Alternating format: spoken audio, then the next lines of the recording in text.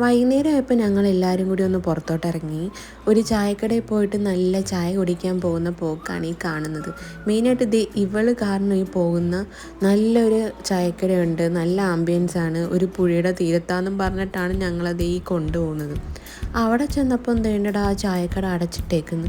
അല്ലെങ്കിൽ ഞാൻ എന്താഗ്രഹിച്ച് പോയാലും അതൊന്നും നടക്കത്തില്ല. പിന്നെ ഞാൻ ആ പുഴയെ നോക്കിയിരുന്നു, പിന്നെ വിഷമിച്ച് വീട്ടിൽ തിരിച്ചു പോകും. അവിടെ നിന്നിട്ട് വേറെ കാര്യമില്ലല്ലോ. അപ്പോൾ ബാധു പറഞ്ഞെങ്കിലും നമുക്ക് ആലപ്പുഴ പോകാമെന്ന്. അപ്പോൾ ചെല്ലു വരുന്നില്ലെന്ന് പറഞ്ഞു. അങ്ങനെ ചെല്ലുവിനെ വീട്ടിലാക്കിയിട്ട് ഞങ്ങൾ ഐഷുവിൻ്റെ വീട്ടിലെത്തി. അവിടെ ചെന്നപ്പോൾ നല്ല നാരങ്ങ വെള്ളമൊക്കെ കുടിച്ചു. പിന്നെ ഈ ഒരു സാധനം തന്നിട്ടുണ്ടായിരുന്നു. ഇതിന് എനിക്ക് പേരറിയത്തില്ല. അപ്പോൾ ഞാനൊരു പകുതി കഴിച്ചു. ബാധു ആദ്യമായിട്ട് ഇത് കഴിക്കുന്നതിൻ്റെ എക്സ്പ്രഷൻ ഈ കാണുന്നത്.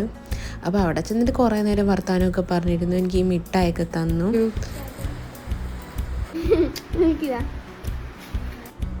അങ്ങനെ ഐഷുവിനോട് ടാറ്റാ ബൈ ബൈ പറഞ്ഞിറങ്ങി. അപ്പോൾ ഇന്നത്തേക്ക് ഇത്രയേ ഉള്ളൂ എൻ്റെ വിശേഷം. ഇന്നത്തെ കാര്യമൊന്നും നടന്നില്ല.